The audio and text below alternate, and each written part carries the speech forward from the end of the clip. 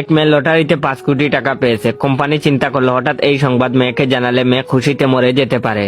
তাই বল্টুকে পাঠানো হলো এমন ভাবে বলার জন্য যাতে মেয়ে খুশিতে না মরে। তো বল্টু মেয়েকে গিয়ে বলল, মনে করেন আপনি 5 কোটি টাকা পেলেন, তাহলে কি করবেন?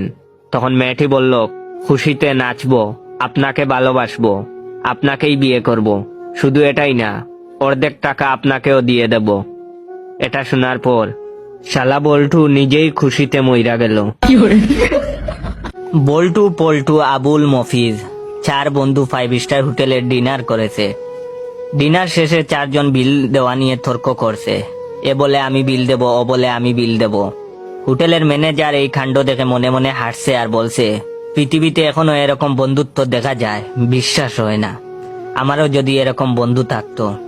এক পর্যায়ে 4 জন মিলে সিদ্ধান্ত নিল যে একটি দৌড় প্রতিযোগিতা হবে। প্রতিযোগিতায় যে জয়ী হবে সে বিল পরিশোধ করবে। হোটেলের ম্যানেজার হুইসেল বাজালো, 4 জন একসাথে দৌড় দিল। ম্যানেজার তাদেরকে উৎসাহ দিতে লাগলো। সেই যে তারা দৌড় দিল আর ফিরে আসেনি। গল্পটা আজ থেকে 50 বছর আগের।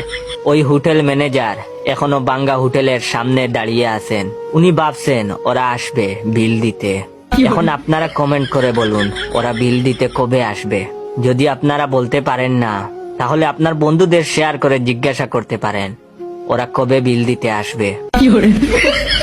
বিদ্যুতের এমন কর্মকাণ্ড দেখে আমি আমার ছাত্রলীগের এক বন্ধুকে বললাম, কিরে বন্ধু, এতদিন ধরে দেশে উন্নয়ন হচ্ছে বললি, তাইলে এখন লোডশেডিং করে কেন? তখন আমার বন্ধু বলল, আমাদের মন্ত্রী কি বলেছেন তা শুনোস নাই? আমরা তো সুখে আছি, বেহেশতে আছি। এখন তুই বল, বেহেশতে কি কারেন্ট লাগে?